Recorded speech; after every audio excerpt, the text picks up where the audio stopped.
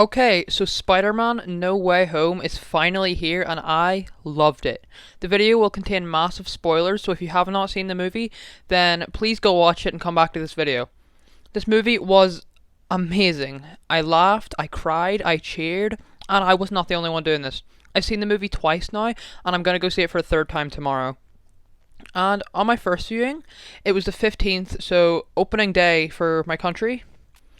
The cinema was queued out the door, and when I got in, like they had to literally like do loads of stuff before everybody could get in because there was just so many people. When I got in, you could feel like the excitement, like it was just in the air.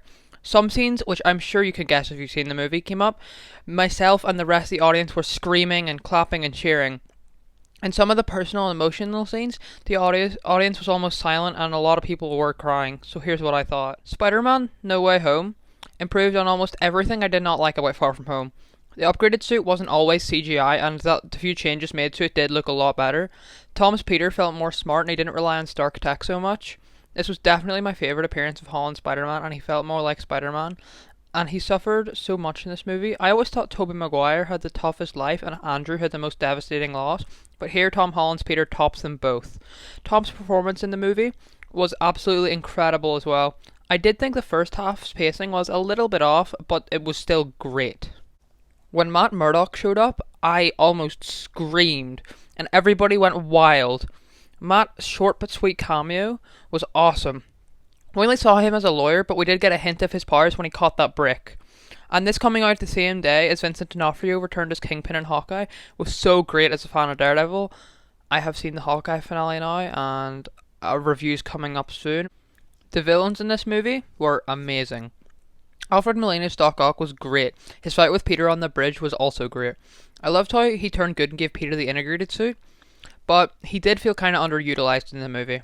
Electro was a great improvement for his 2014 counterpart, and he was kind of more like Jamie Foxx in real life in this movie. And he was a lot less nerdy and like wimpy. He was more confident and cool, and I think that suits Jamie Foxx as an actor a lot better. His design was also really good. I don't have much to say on the Lizard. He was okay in this movie. He didn't really do anything. Half the time with the other villains, he was literally just sitting in a van.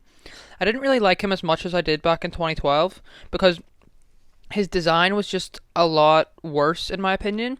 They barely changed it, but the few things they did change on like the face just weren't as good for me. Sandman was a weird case for me. He switched from being a good guy to a bad guy was really weird. His motivations didn't really add up because he just wanted to go home and see his daughter, so why was he fighting with the other villains? It didn't make a lot of sense. The voice acting by Thomas Hayden Church was kind of a bit too goofy sounding and it just wasn't his best work. I don't really think he really wanted to be there considering all the scenes of his human form from the end were reused from his 2007 movie. Willem Dafoe as the Green Goblin was fucking amazing. He was my favourite villain in a comic book movie back in 2002, and he still is. More so in this movie. He was great coming back to the movie after the role after 19 years, and he was definitely the most evil he's ever been in the two movies. He killed Aunt May, for God's sake. I cannot believe that they killed Aunt May off. I thought her death scene was great, and the fact that she was still, like she said she was okay to Peter, so he wouldn't worry, was just awful. It was so sad. Awful in a good way. And whenever she finally said the iconic line, "With great power comes great responsibility," they made Aunt May the Uncle Ben of the MCU. And they kind of hinted that he wasn't a big part of Peter's life before he died. And I don't really like the idea of a Spider-Man without an Uncle Ben, but we'll see what happens in the Spider-Man freshman year show. After Aunt May died, there was an absolutely beautiful scene of Peter standing in front of a giant screen showing J. Jonah Jameson reporting on the event that killed her and blaming Peter for it.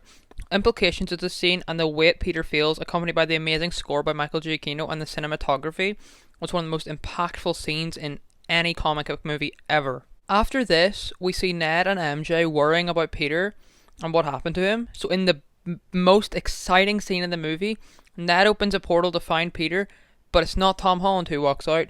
It's Andrew Garfield's Amazing Spider-Man. When he showed up, me and everybody else in the theatre screamed, and it was amazing seeing my favourite Spider-Man back on the big screen after 7 years.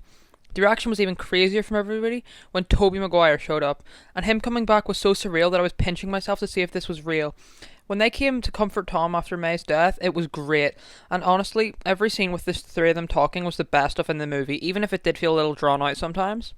The action and heart in the final battle was excellent, and I loved the scenes with Andrew and Electro and Toby and Otto. In the end of the movie, when Tom was beating the ever living shit out of the Green Goblin, and Toby is the one to stop him, it is one of the best superhero fights ever. The ending without the spell, and especially the coffee shop scene, was so sad. It was one of the times I cried in this movie. I think I cried the most in this scene. And I usually don't cry in movies, so that's saying a lot. Peter makes the hard choice but the right choice, and it really is the most Spider-Man thing in the MCU.